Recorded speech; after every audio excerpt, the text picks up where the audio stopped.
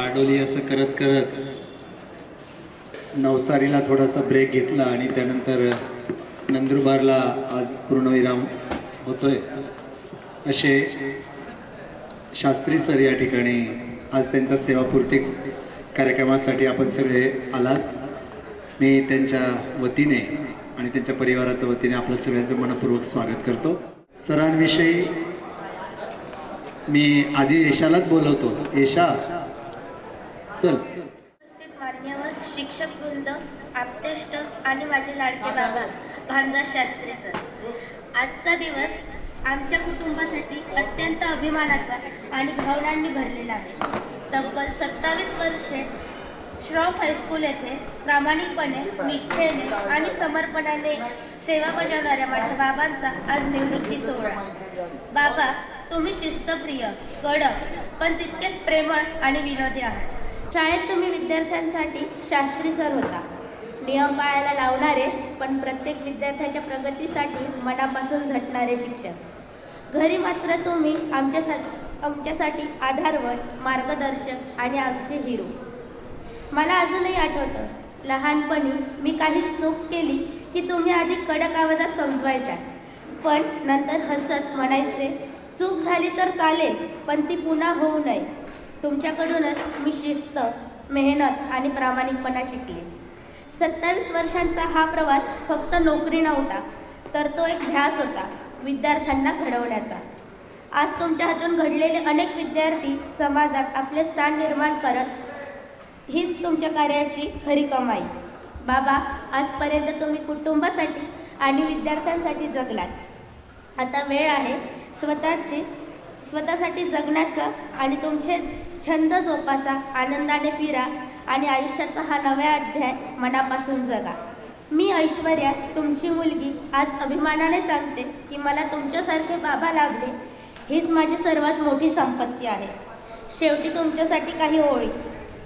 तुमच्या कष्टांचा सुवास अजूनही घरात दरवळतो, तुमच्या कष्टांचा सुवास अजूनही घरात दरवळतो। तुमच्या संस्कारांचा दीप आमच्या आयुष्यात उजळतो, तुमच्या संस्कारांचा दीप आयुष्यात उजळतो।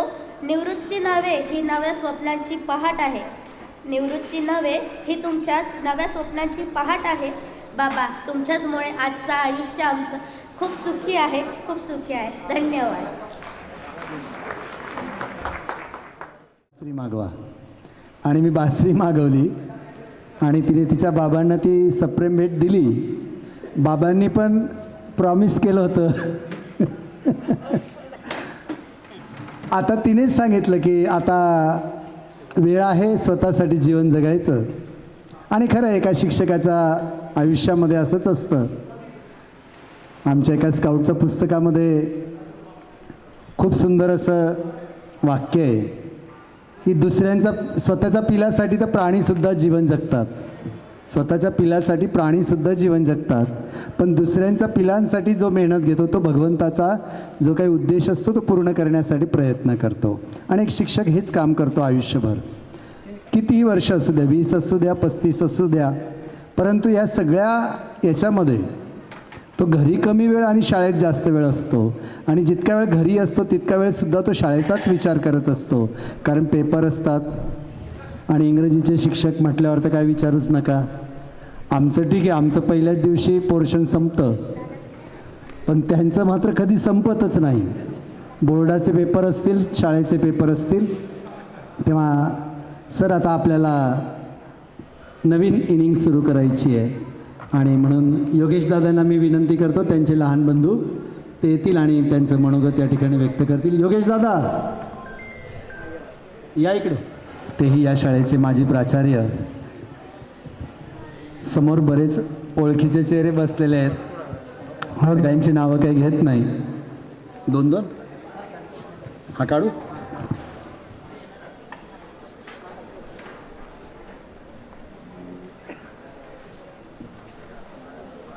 योगेश दादा ते तिकडे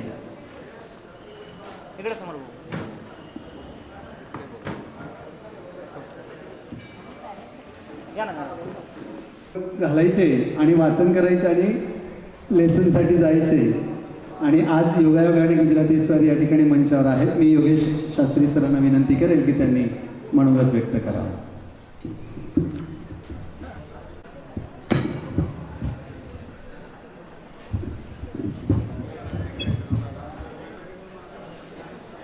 सन्माननीय व्यासपीठ, आलेले सर्व गुरुजन, जमलेले सर्व आप्तेष्ट, निझरून आलेले सद्गुरू श्री जनजसवंत महाराज, श्री प्रभू रामचंद्राचे भक्त, सर्व मित्र आणि सर्व माझे शिक्षक बंधू भगिनींनो, आलेल्या सर्व पाहुण्यांचं आणि भोजन करत असलेले सर्व आप्तेष्ट मित्र, शिक्षक वृंद यांचं सर्वांचं मी योगेश शास्त्री शब्द सुमनांनी स्वागत करतो. आजचा हा भावपूर्ण कार्यक्रमामध्ये जरी थोडासा विलंब झाला असेल तरी सुद्धा या कार्यक्रमाला आपल्या उपस्थितीने अतिशय सुंदर अशी शोभा आलेली दिसते. आज या भावनापूर्ण कार्यक्रमामध्ये काहींना असं वाटतं इथे मला बरेच ओळखतात, परंतु जे ओळखत नाही त्यांना असं वाटतं मोठं कोण. तर आपल्याला विनंतीपूर्वक अतिशय नम्रपणे सांगायचं, मी फक्त शरीराने मोठा आहे, बाकी माझ्याकडे मोठं पण असं काहीच नाही बरं का. सर्व मोठं पण आम्ही आमच्या दादांना दिलेलं आहे. त्यांच्या अंगी सर्व मोठं पण आहे. पांडव गीतेतला एक श्लोक मला आठवतो. आपल्याला माहिती आहे तो, परंतु तो पांडव गीतेमधला आहे असं कदाचित माहिती नसावं. म्हणून एक संस्कृत अभ्यासक या नात्याने मला असं वाटतं, त्वमेव माताच पिता त्वमेव. आमच्या बंधूंचं स्थान कोणतं आहे? त्वमेव माताच पिता त्वमेव, त्वमेव बंधुश्च सखा त्वमेव, त्वमेव विद्या द्रविणं त्वमेव, त्वमेव सर्वं मम देव देव. सर्व आहे आमचे बंधू. आई वडीलचं पुण्य स्मरण करतो आणि त्यांची जागा आता कधीपासनं, वडिलांचं जवळजवळ 32-35 वर्ष झालेत, आईला 1.5 वर्ष व्हायला आलं, पण त्यांची रिक्त जागा आमच्या दादांनी घेतलेली आहे. आणि म्हणून तुम्हीच आमचे माता आहात, त्वमेव माता. आईचं प्रेम आमच्या बंधूंनीच दिलं. त्वमेव माताच पिता त्वमेव. वडिलांची जबाबदारी सुद्धा त्यांनी अत्यंत सारल्याने, अत्यंत निष्ठेने वाहिली. त्वमेव माताच पिता त्वमेव, त्वमेव बंधुश्च. बंधू पण तेच, शिक्षक पण तेच, शिक्षणाची काळजी घेणारे पण तेच.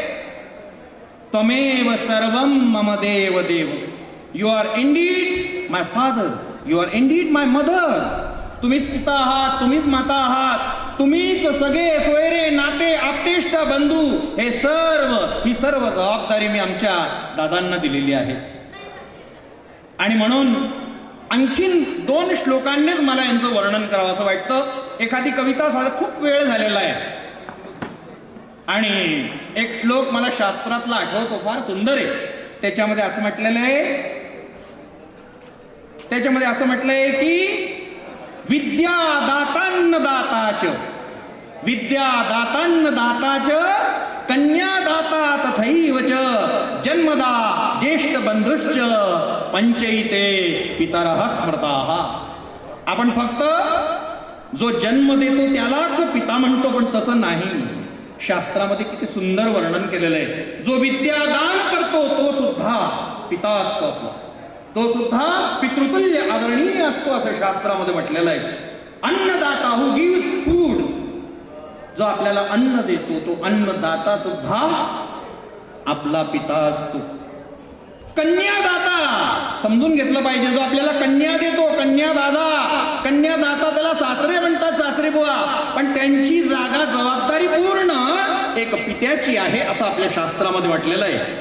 जन्मदा ज्येष्ठ बंधुश्च, जो जन्म देतो तो, जन्म देणारा तर पिता असतो, एवढं लौकिक जगामध्ये आपल्याला माहिती आहे. आणि शेवटचं आपल्या बंधूंसाठी आहे ज्येष्ठ बंधुश्च. ज्येष्ठ बंधू हे आमचे दादा भानुदास शास्त्री सर. या प्रिमायसेस मध्ये बसलोय म्हणून सर म्हणतो, बाकी दादाच म्हणतो, आम्ही आदराने भाऊ म्हणतो. आणि म्हणून हू गिव्स नॉलेज, ते पिता आहेत. वन हू प्रोव्हाइड्स फूड, ते पण पिता आहेत. One who marries a girl आणि elder brother who protects and take like a father. आमची काळजी घेणारे असे हे बंधू. शिक्षण नोकरी आम्ही बरोबर केलं. थोडेसे एक भावनिक क्षण 2-4 सांगतो. आम्ही दोघं स्वयंपाक बरोबर करायचे एकाच युनिव्हर्सिटीमध्ये, विद्यापीठामध्ये शिक्षण. अजूनही असा विश्वास बसत नाही, माझं संस्कृत माध्यम, त्यांचं इंग्लिश माध्यम. माझी शरीरी यष्टी अशी, त्यांची अशी, कुठेच नाही हो. पहा तुम्ही एक संपूर्ण व्यक्तिमत्व जर पाहिलं तर अतिशय भिन्न. बडोदा, नवसारी, आम्ही अनेक ठिकाणी असे भरपूर कार्य केले. अगदी पुजारी पासून सुरुवात, आमच्या बंधूंची तर सुरुवात रेक्टर पासून झाली. रेक्टर पासून आज तागत ही परिस्थिती आपण पाहतोय. हा प्रवास अतिशय दीर्घ आहे, भावनापूर्ण आहे, आठवणीने भरलेला आहे. आणि काही नाही, आमच्याकडे काही नव्हतं. 2 मोठे खोके होते. ते बंधूंना माहिती आहे, ते 2 खोके घेऊन आम्ही निघायचो. बडोद्याहून तरसाली 13-15 किलोमीटर दूर. जुनी सायकल होती, 2 सायकली होत्या. वाचनाचा छंद म्हणून मी युनिव्हर्सिटीतून तरसाली असं 2 वेळेला यायचो जायचं. आठवतात हे क्षण. भांडणाशिवाय पाणी मिळायचं नाही अशा वस्तीत राहायचो, शेतात एक छोटीशी रूम. दर महिन्याला वडील आम्हाला 200 रुपये पाठवायचे. वाट पाहायचो केव्हा मनी ऑर्डर येईल. त्यावेळेला मनी ऑर्डर संस्कृती होती. आता तर मनी ऑर्डर कळणार पण नाही. शिष्यवृत्ती मिळायची विद्यापीठातून 10-15 रुपये, 20 रुपये. फार आनंद वाटायचा तेवढे 20 रुपये पाहून पण स्वतःचे. आणि तसं पहिल्या वर्षी असताना मी 12वीचे ट्युशन घ्यायचो. संस्कृत, इंग्रजी हे सर्व विषय शिकवायचो. वीर नर्मद दक्षिण गुजरात युनिव्हर्सिटीचे विद्यार्थी माझ्याकडे नवसारीला यायचे. बंधू इंग्लिश मिडियमला शिकायला जायचे आणि मी या वीर नर्मद युनिव्हर्सिटीचे BCom, BSc, BA या विद्यार्थ्यांना compulsory English, reports writing, Candida, goodbye mister Chips हे सर्व त्यावेळेला शिकवायचो. असा हा थोडक्यातला प्रवास.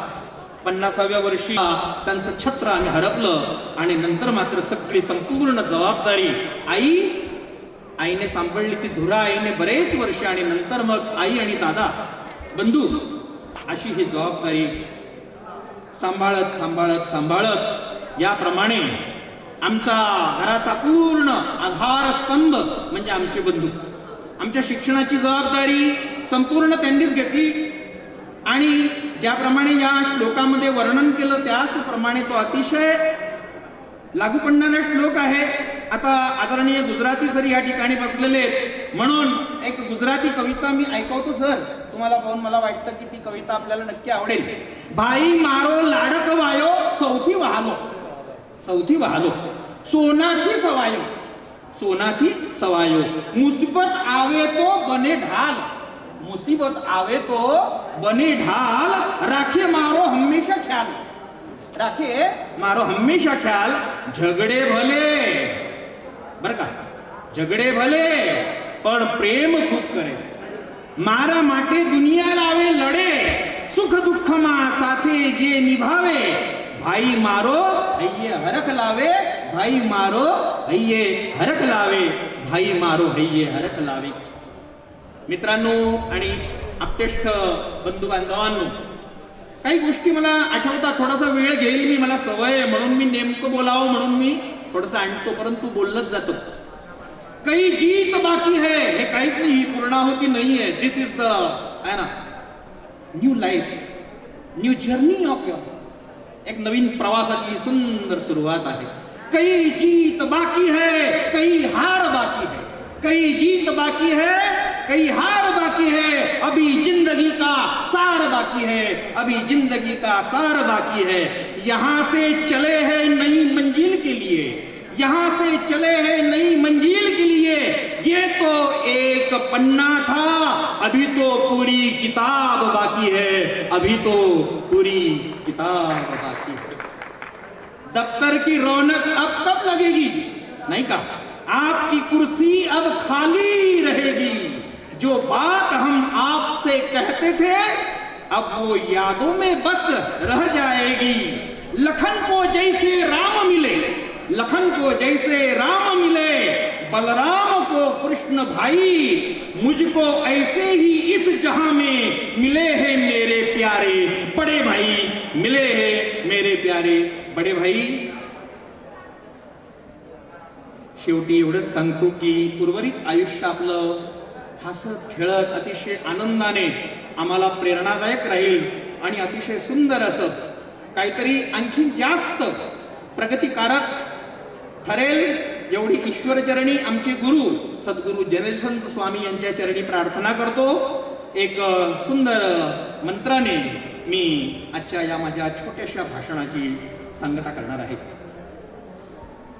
ते असं आहे, स्वस्त्यस्तु मे कुशलमस्तु चिरायुरस्तु गोवादिरस्तु धनधान्य समृद्धिरस्तु ऐश्वर्यमस्तु बलमस्तु रिपुक्षयोस्तु वंशे सदैव भवतां हरिभक्तिरस्तु।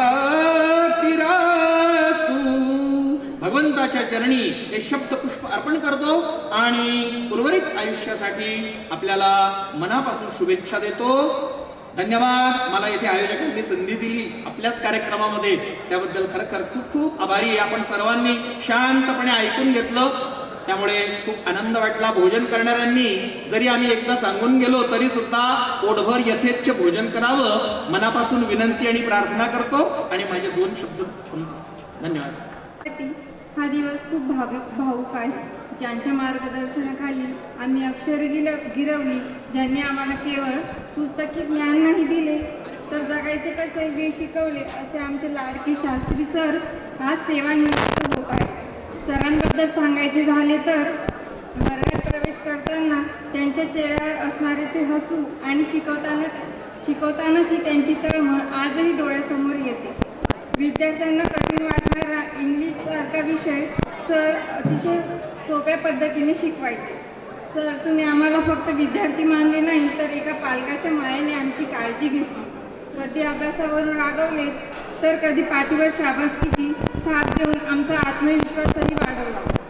सर, आज तुम्ही शाळेतून निवृत्त होत आहे, पण आमच्या मनातून हृदयातून कधीच निवृत्त होणार नाही। शाळेच्या सर्व विद्यार्थ्यांना येथील भिंतींना तुमच्या उपस्थितीची उणीव नक्कीच भासेल, पण सरांनी दिलेली ही शिकवण आम्ही आमच्या आचरणात आणू हीच त्यांना खरी गुरुदक्षिणा ठरेल।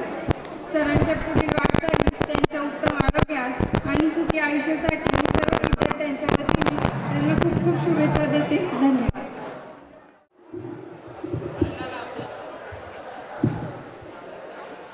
सन्माननीय व्यासपीठ, सर्व आदरणीय गुरुजन, स्नेही सगळे मित्रांनो, आज आपण एका वेगळ्याच विशेष कार्यक्रमाचे सगळेजण साक्षीदार होत आहोत। आपल्या सगळ्यांचे सुपरिचित आदरणीय शास्त्री सर यांची आज सेवानिवृत्ती, कालच त्यांचा वाढदिवस होता आणि आज त्यांची सेवानिवृत्ती आहे। असं मित्रांनो म्हटलं जातं की शिक्षक कधीच निवृत्त होत नाही, कारण की तसं 4 भिंतींमधलं अध्यापनाचं काम त्यांचं आज थांबलेलं असलं तरी एक समाज शिक्षणाचं काम शिक्षकाचं सतत सुरूच असतं। तसं आर्मीतला माणूस कधीच रिटायर होत नाही, तो फक्त निवृत्त म्हटला जातो।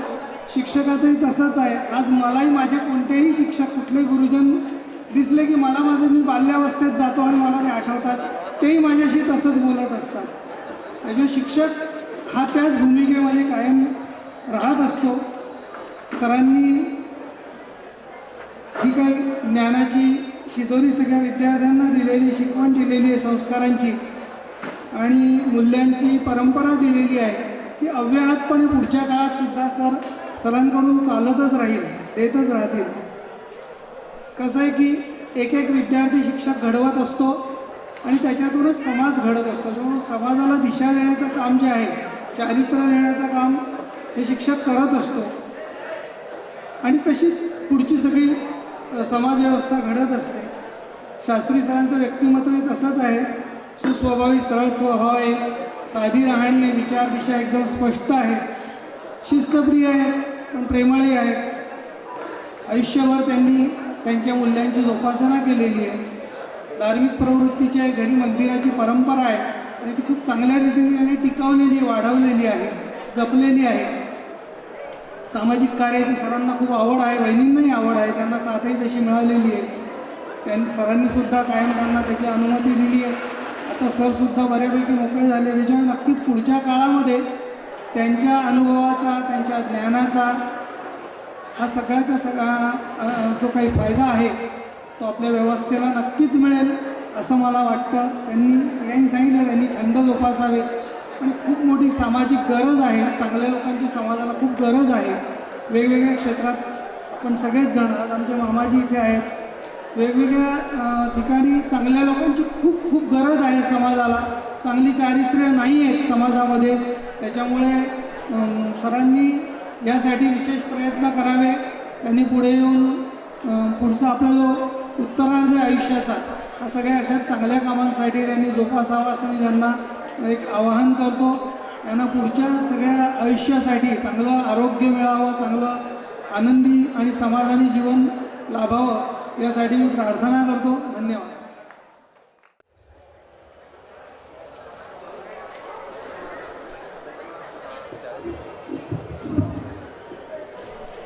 नमस्कार, मी हेमंत कुलकर्णी केळगावला असतो.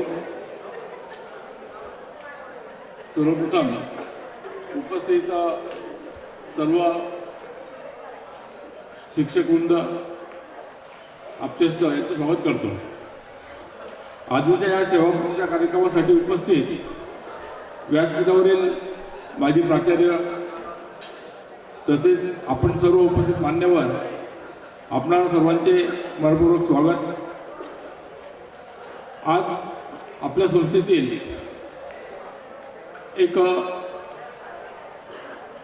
संस्थेतला एक भाग म्हणता येईल त्यांना की त्यांच्या शिकवण्याने अनेक विद्यार्थी घडले आहेत आणि आज समाजात विविध क्षेत्रात ते नाव कमवत आहेत. ज्यांना त्यांचं मार्गदर्शन लाभले असे श्री B.S. शास्त्री सर, हे नात्याने माझ्या ताईचे मिस्टर, आज ते या संस्थेतील प्रदीर्घ सेवानिवृत्त होत आहेत.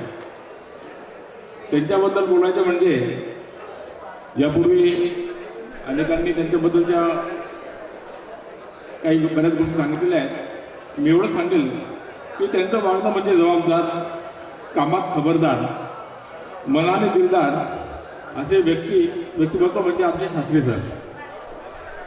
असं म्हणतात की आयुष्याच्या उतरणीला हळूहळू उतरत जावे, आयुष्याच्या उतरणीला हळूहळू उतरत जावे, चालता चालता पायातलं बळ तेवढं जपत राहावे, पायातलं बळ तेवढं जपत राहावे.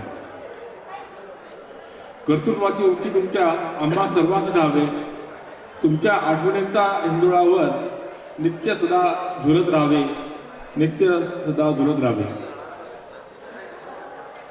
शेवटी वेळेचं भान ठेवून जवळपास आता 8:30 झालेले आहेत, थोडा उशीर झालेला आहे म्हणून माझ्या भाषणाचा मी समारोप करतोय. आमच्या पंथांचा स्वभाव गेले 35 वर्ष मी अनुभवतो आहे.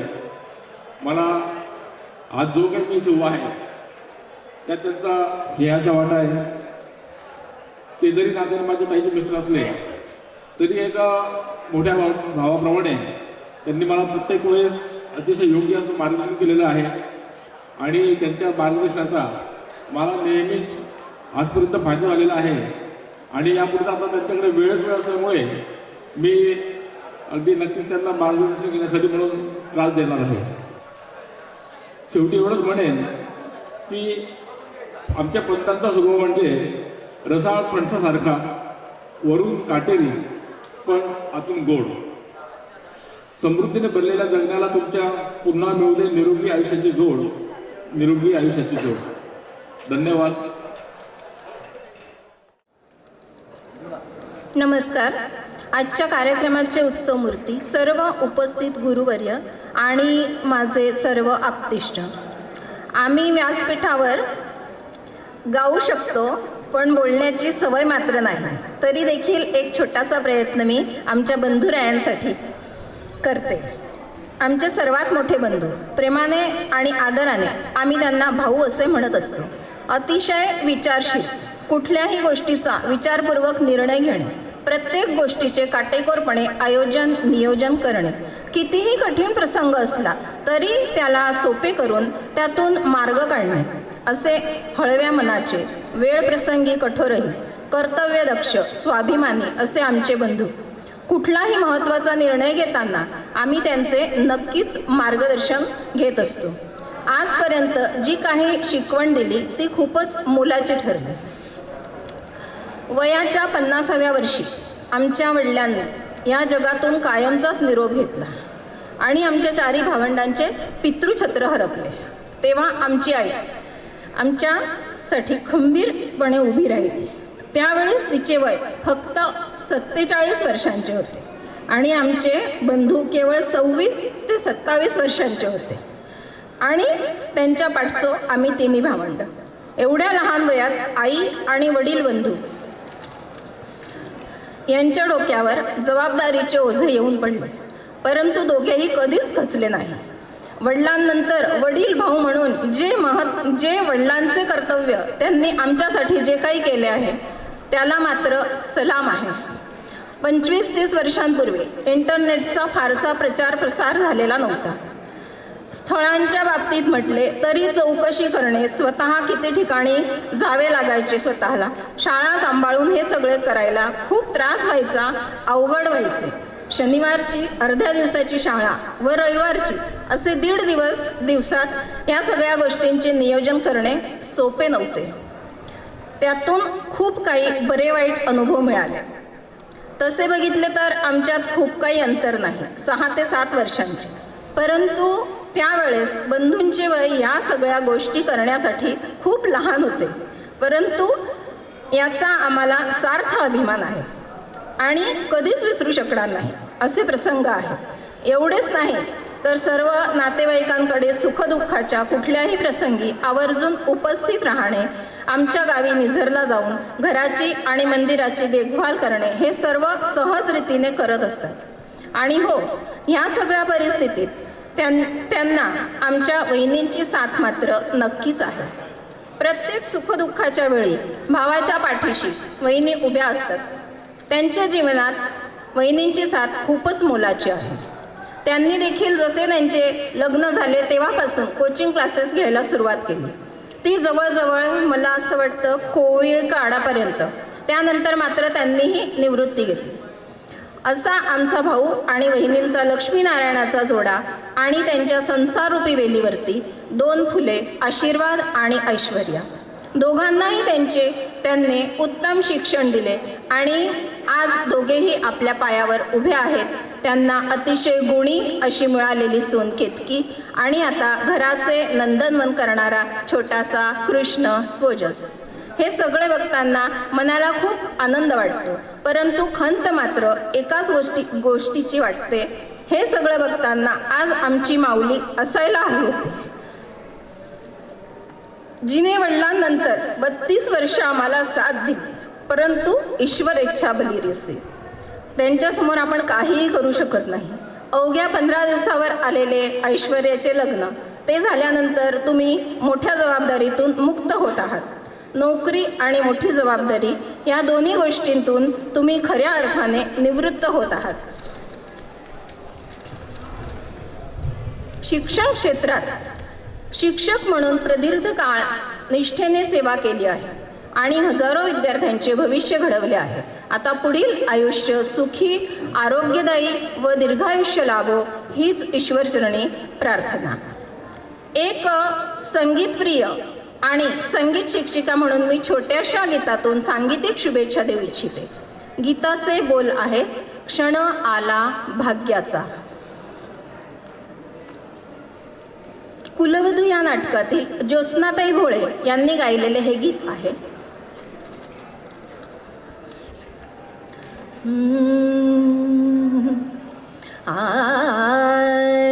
क्षण आला भाग्याचा, क्षण आला भाग्याचा, आला सौख्याचा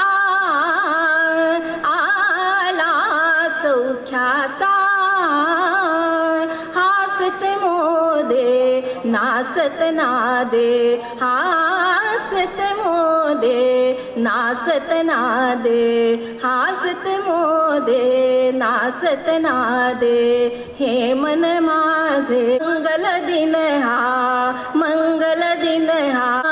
प्रेममया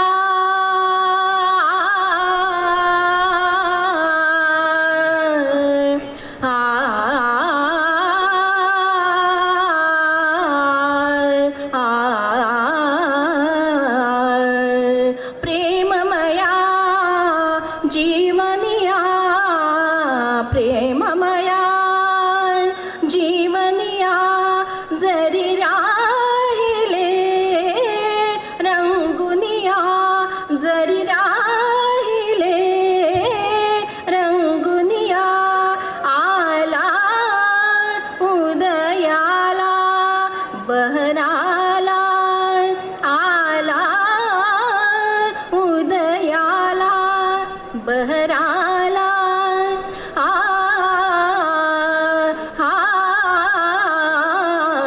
मंगल दिन हा मंगल दिन हा मंगल दिन हा मंगल दिन हा आला सौख्याचा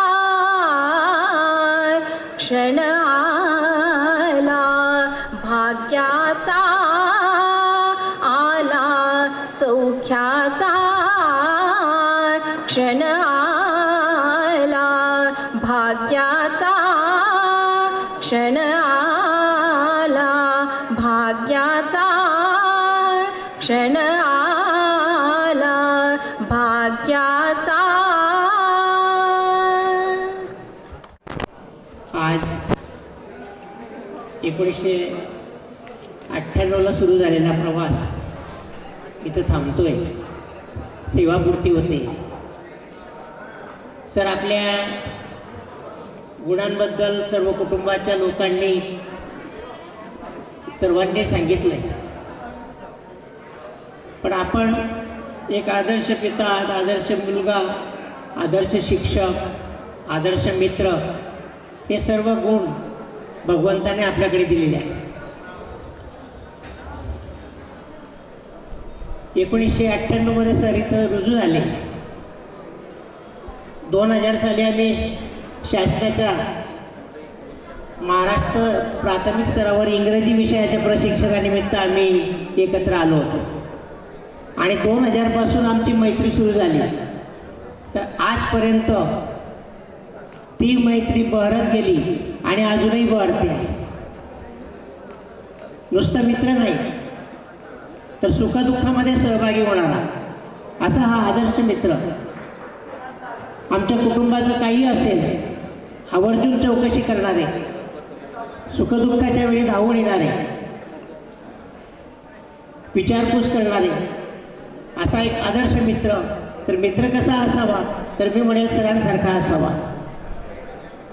आपण सर्वच जण सुदैवी आहात की ईशा तुम्हाला आदर्श पिता मिळाले, वहिनी तुम्हाला आदर्श पती मिळाले, आणि हे जे संस्कार आज आपल्याला दिसत आहेत, हे सगळे संस्कार आमच्या आईसाहेबांचे आहेत की जे आपल्यामध्ये नाही आहे. आज आपण जे गुण पाहतो त्या गुणांवर आपल्या पाठीमागे कोणाचा तरी हात असतो आणि तो आपल्या मातापित्यांचा आहे. वहिनी, आता तुमची जबाबदारी वाढलेली आहे. मी पण सेवानिवृत्त आहे. तुम्ही त्यांची काळजी घ्या, तब्येतीची काळजी घ्या. सारख्या सारख्या बाहेरगावाला जाऊ नका आता, आणि जायचं असेल तर त्यांना सोबत घेऊन जा, बरं का. हक्काने सांगतोय. कारण की आता इथं एकटं ठेवून चालणार नाही. तुमची जबाबदारी वाढली आहे. त्यांच्या आरोग्याची काळजी घ्या, तुम्ही काळजी घ्या, सुखी राहा. भगवंताचरणी एकच विनंती करतो की सर, आपलं उर्वरित आयुष्य हे सुख समाधान आणि आरोग्याने संपन्न भरभराटीने जावं. आपण खूप काही केलेलं आहे आणि सेवानिवृत्ती म्हणजे सगळं काही संपलं असं काही नाही. ही आपल्याला एक नवी संधी आहे आणि या संधीतनं आपण अनेक वाटा शोधू शकतो. तुमचा छंद आहे, तुम्ही तो जोपासा. प्रत्येकाकडे छंद असतो काही ना काही, पण आपल्याला तो पूर्ण करण्यासाठी हा वेळ मिळणार आहे.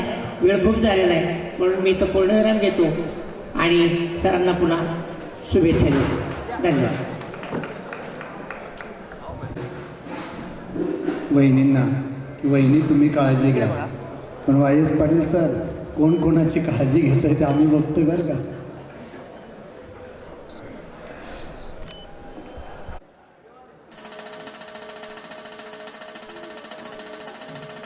पेशंट तिकडे जातो त्या बाजूला आणि ती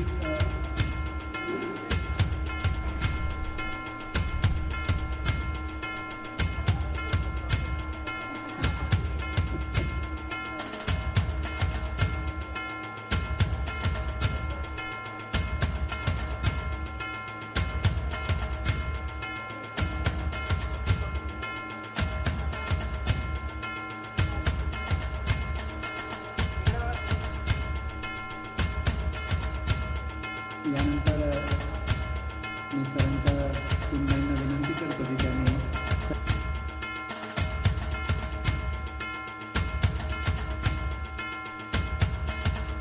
काय करायचं, आम्ही 2 वर्षापूर्वीच त्याची सोय केली होती. आता पुन्हा त्यांना आठवण करून द्यायला सगळ्यांच्या समक्ष देतोय.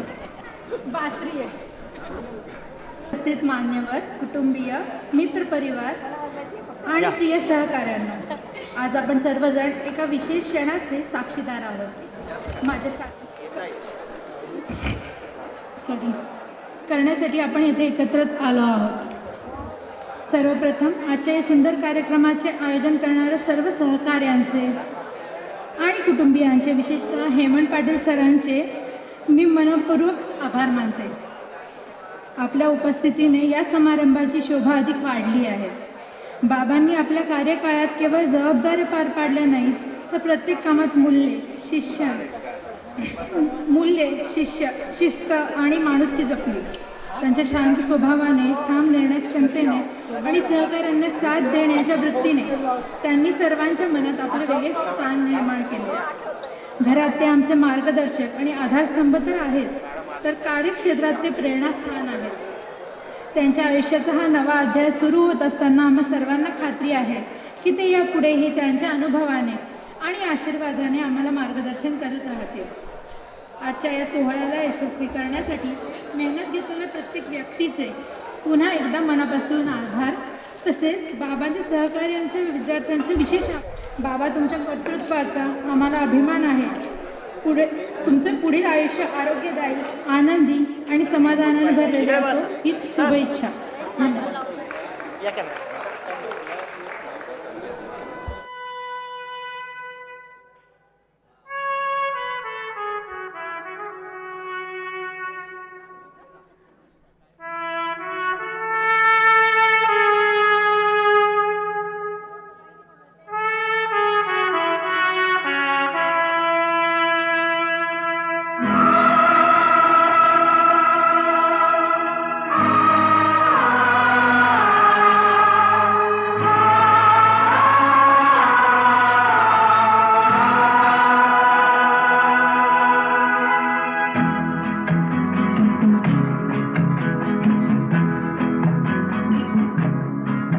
रुक जाना नहीं तू कहीं हार के,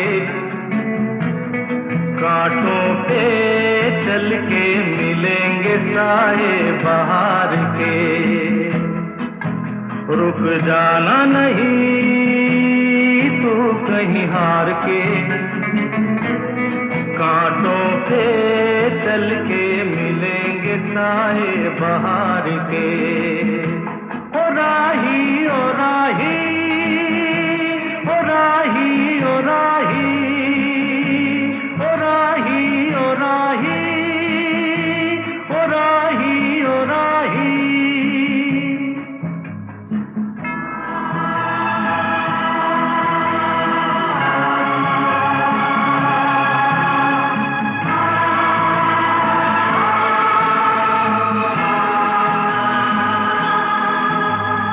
सूरज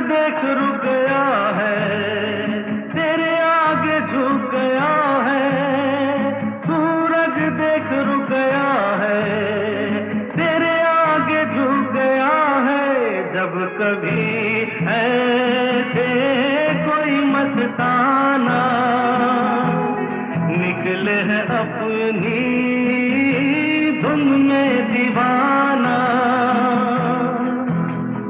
शाम सुहानी बन जाते हैं दिन इंतजार के, ओ राही ओ राही ओ राही ओ राही। रुक जाना नहीं तू कहीं हार के, कांटों पे चल के मिलेंगे साए बहार के। ओ राही ओ राही ओ राही ओ राही ओ राही ओ राही ओ राही ओ राही।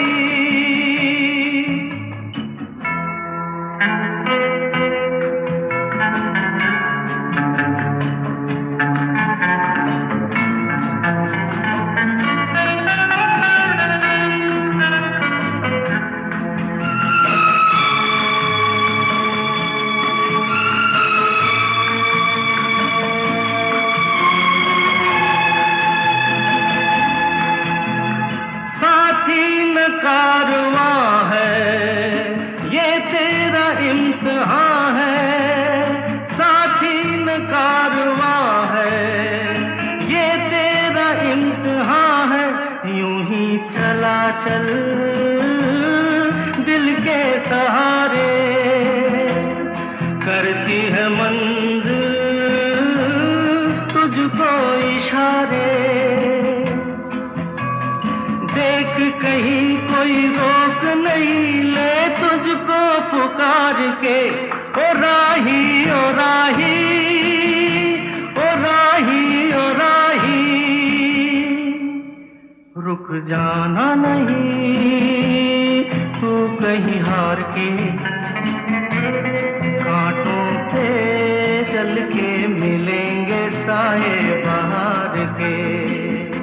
ओ राही ओ राही ओ राही ओ राही ओ राही ओ राही ओ राही ओ राही।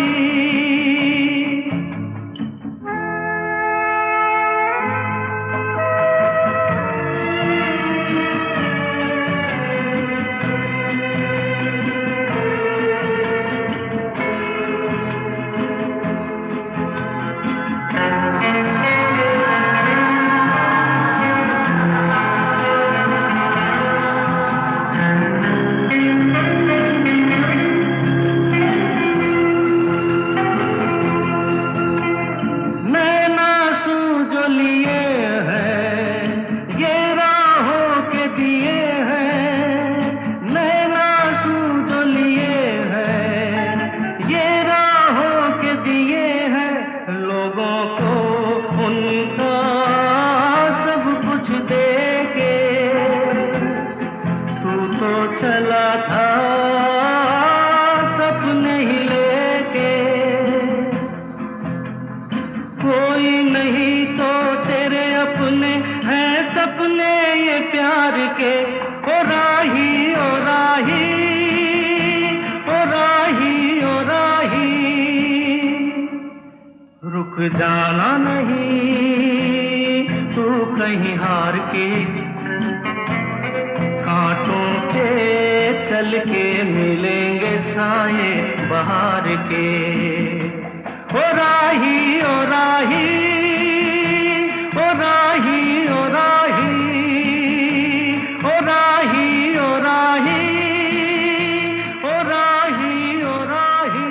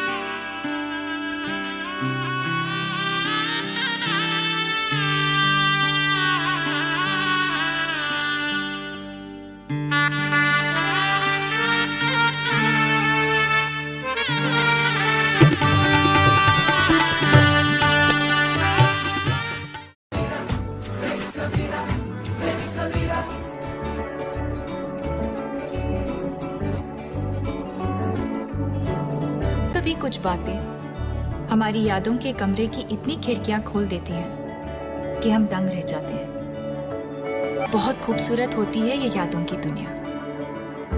हमारे बीते हुए कल के छोटे छोटे टुकड़े हमारी यादों में हमेशा महफूज रहते हैं। यादें मिठाई के डिब्बे की तरह होती है, एक बार खुला तो सिर्फ एक टुकड़ा नहीं खा पाओगे।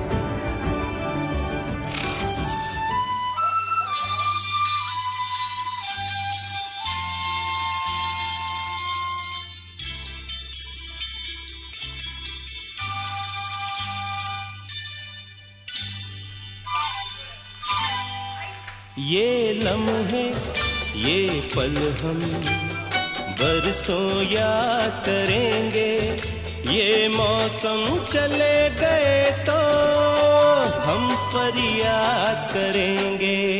ये लम्हे ये पल हम बरसों याद करेंगे, ये मौसम चले गए तो हम फरियाद करेंगे।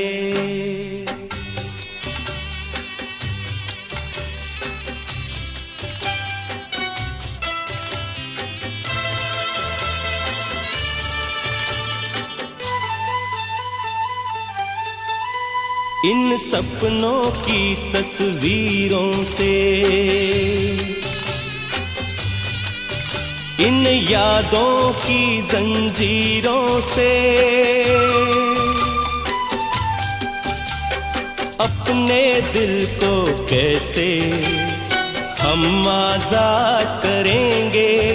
ये मौसम चले गए तो हम फरियाद करेंगे। ये लम्हे ये पल हम बरसों याद करेंगे।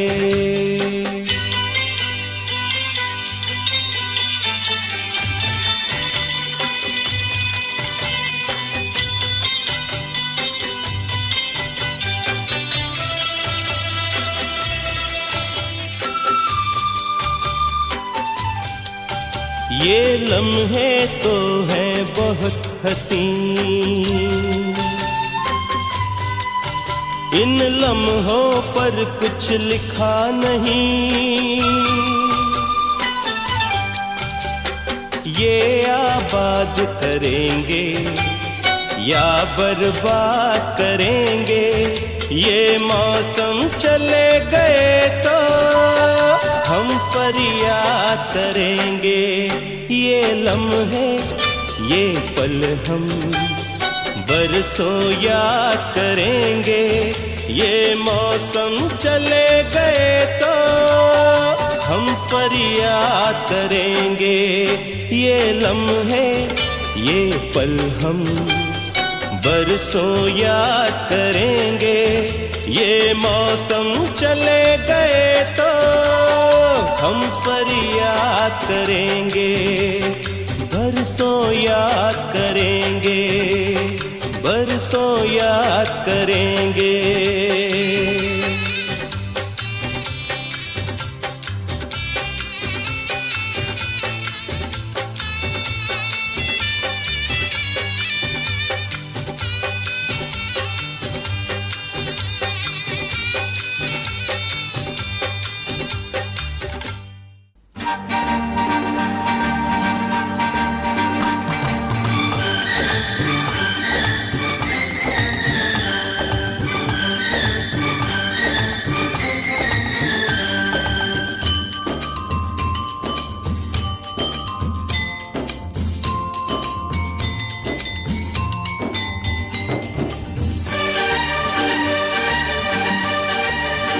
हंसते हंसते कट जाए रस्ते, जिंदगी यूं ही चलती रहे। खुशी मिले या गम बदलेंगे ना हम, दुनिया चाहे बदलती रहे। हंसते हंसते कट जाए रस्ते, जिंदगी यूं ही चलती रहे। खुशी मिले या